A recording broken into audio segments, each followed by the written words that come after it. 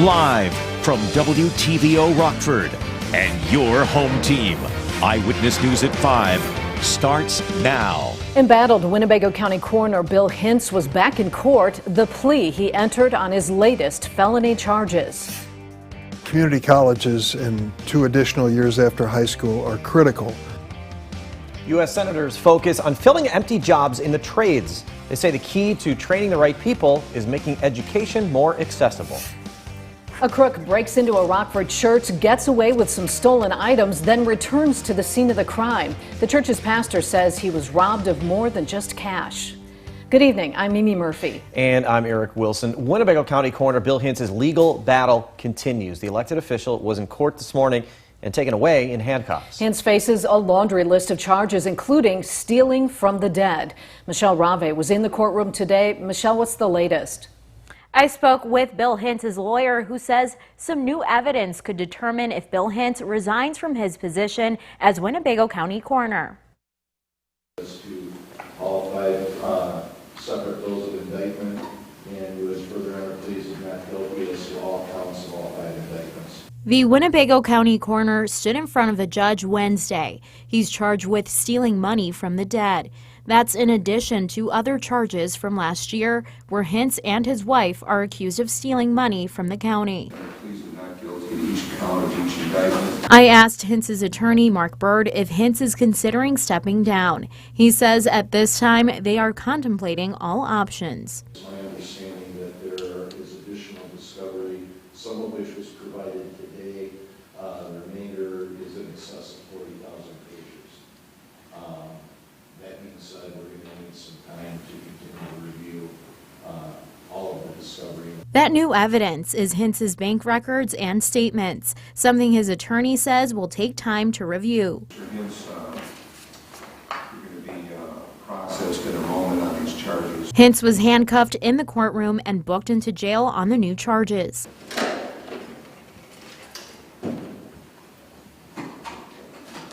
Hintz is still the coroner, but has been locked out of all county offices, including the coroner's office. I reached out to members of the Winnebago County Board.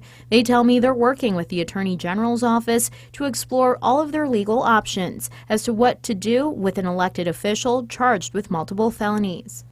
But their focus right now is providing support to the staff still working at the coroner's office. Hintz has since been released from the Winnebago County Jail. He's back in court on October 8th. Mimi? Thanks, Michelle. As you just heard, Hintz's wife, Michelle, also faces charges, including 3 counts of unlawful use of a credit card, 2 counts of conspiracy, and 2 counts of theft, after she and her husband allegedly fraudulently used a county credit card starting in April of 2018. Michelle Hintz was also in court today for a status resetting. A judge determined she will appear before a jury January 24th. There's another federal push to make community colleges more affordable. A group of U.S. senators reintroduced legislation that would fill empty, high-skilled jobs. The Community College to Career Fund in Higher Education Act would highlight partnerships between technical schools, community colleges, and businesses that train students. Fields like manufacturing, healthcare, clean energy, and information technology would be included. U.S. Senator from Illinois, Dick Durbin, says advanced training at a lower price tag will help Illinois workers grow in their careers. Senator Duckworth and I believe in community colleges. They're affordable, they don't take advantage of you like the for-profit schools, and the education there is practical and can really result in a much better life. The bill also creates a competitive grant program to support more partnerships between two-year colleges and businesses. A man breaks into a Rockford church Tuesday morning, stealing a list of items, all caught on camera. Rachel Perry spoke with a pastor with Halstead Road Baptist Church. Rachel, he tells you the thief took musical instruments, among other things, and then returned to the scene. Mimi and Eric, he says the man came back for seconds and even tried entering through the same window, but this time the pastor was there to scare him off. He dropped down into the window well, kicked the window in, and then used a rock to finish it out, and then slid in and Robbed in broad daylight, but the pastor caught the thief on camera. He's coming through here, going through, looking to see what's going on. He's checked doors, and the doors that are locked kept him out. He just kept trying to go through and get things. He ended up going down the Sunday school hallway and ended up putting together, like I said, it looked like a craft or something that distracted him. Jeremiah Griffin is the pastor at Halstead Road Baptist Church. So he tried to get into this wonderful tithe box. So it's been with us for a long, long time, and it's still, he couldn't get the quarters out of it. Shortly after, he tells me the thief hit the jackpot in their main sanctuary, stealing electronics and multiple instruments, some of which belonged to kids. Well, the stuff that he took was not just stealing from a church. It's not just stealing from God or anything like that. But the stuff that he took, the musical instruments that he took, one of them is my daughter's guitar. She's saved. She works hard to be able to get that. And so she learned to play guitar. She learned to do that to support us in worship. While calling police, Griffin says the burglar returned. And he walks right to the window. Literally, out of all that, he doesn't check a door. He doesn't do anything. He goes right to the place where the guy broke in.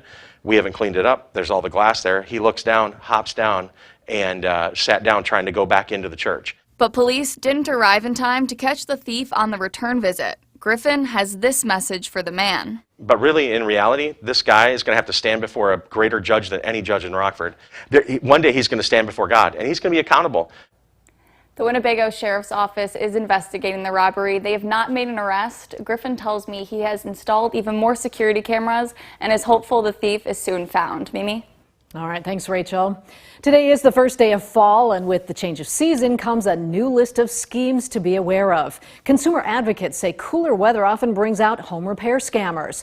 The Better Business Bureau says criminals will pose as handymen, offering to fix a roof, repave driveways, or complete other renovations at low prices.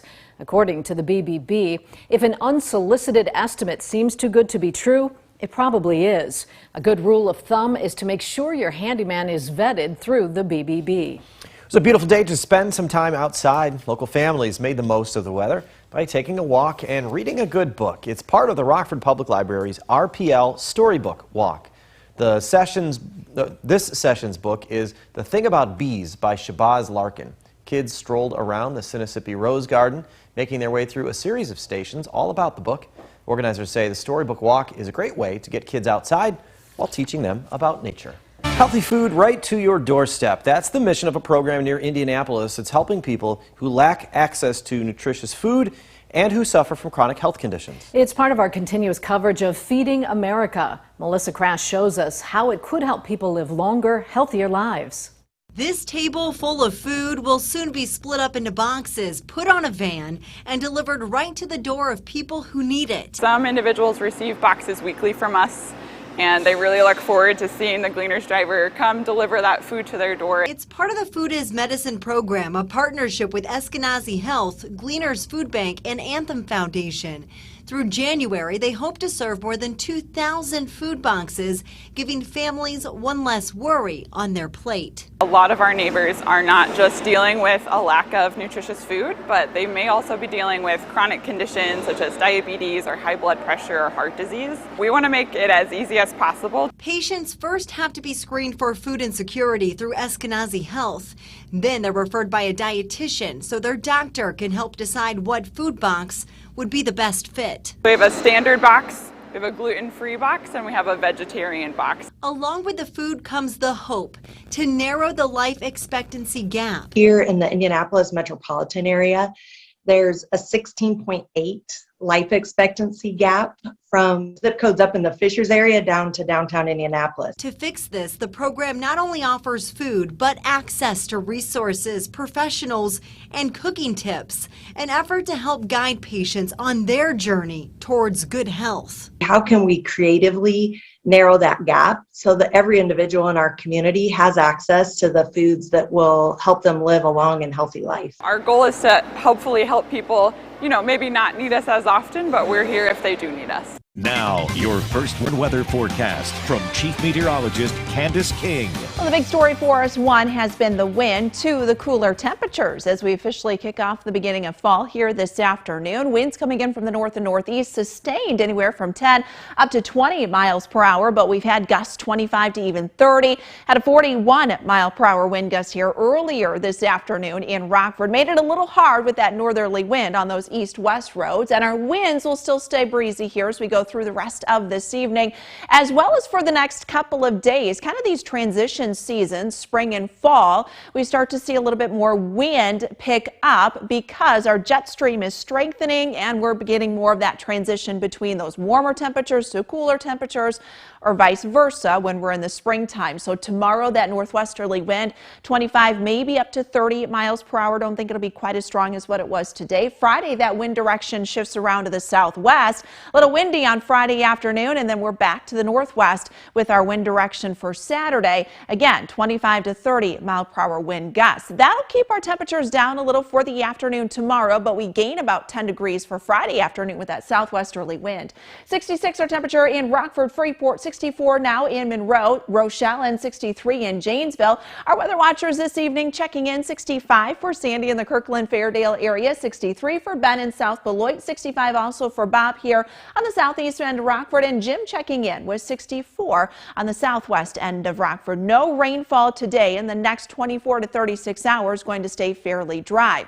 Our sky conditions, they've been split with the cloud cover. Thanks to low pressure to the east of us, we can see a little bit of that. More clouds starting to stream in from the west.